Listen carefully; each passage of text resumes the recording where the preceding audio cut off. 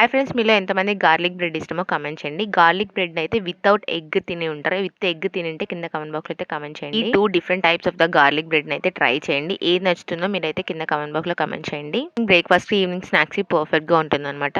Recipe వచ్చేసరికి అయితే egg తో అయితే ట్రై చేద్దాం. నా దగ్గర బటర్ అవైలబిలిటీ లేదు కాబట్టి అయితే గీతో రీప్లేస్ చేశాను.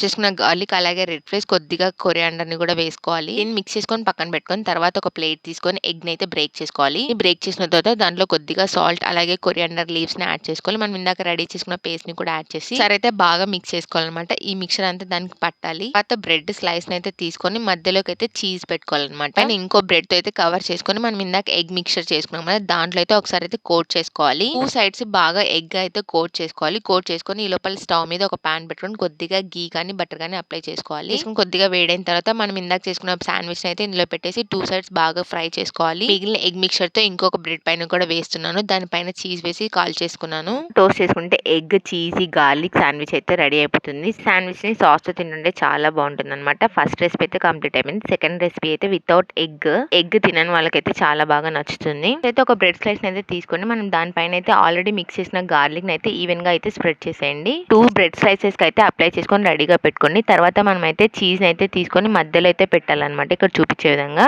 బ్రెడ్ స్లైస్ మీద మాత్రమే చీజ్ అయితే అప్లై చేసుకోండి. అప్లై చేసిన తర్వాత సెకండ్ బ్రెడ్ అయితే మనం అయితే క్లోజ్ చేయాలి. ఇక్కడ చూపించే విధంగా క్లోజ్ చేస్తే చీజ్ అయితే మనకు మధ్యలో వెళ్ళిపోతుంది. తర్వాత ప్యాన్ పెట్టేసుకొని కొద్దిగా ఆయిల్ కానీ నెయ్యి కానీ అప్లై చేయండి. కొంచెం హీట్ అయిన తర్వాత మనం ఆల్రెడీ రెడీ చేసి పెట్టుకున్న శాండ్విచ్ అయితే మనం పెట్టేసుకొని మనం 2 సైడ్స్ అయితే బాగా టోస్ట్ చేసుకోవాలి. మీడియం ఫ్లేమ్ లో మనం గోల్డెన్ బ్రౌన్ కలర్ వచ్చిన వరకు అయితే టోస్ట్ చేసుకుంటే పర్ఫెక్ట్ గా కుక్ అవుతుంది బ్రెడ్. వింగ్ చేసుకునేటప్పుడు అయితే కెచప్ తో కానీ మైనతో కానీ సర్వ్ చేసుకుంటే చాలా బాగుంటుంది అనమాట. మన టేస్టీ గార్లిక్ చీజ్ శాండ్విచ్ అయితే రెడీ అయిపోతుంది. మీకు ఇలాంటి ఇంట్రెస్టింగ్ వీడియోస్ కావాలంటే ఛానల్ ఫాలో అండి. వీడియో నచ్చితే please like share subscribe to my channel.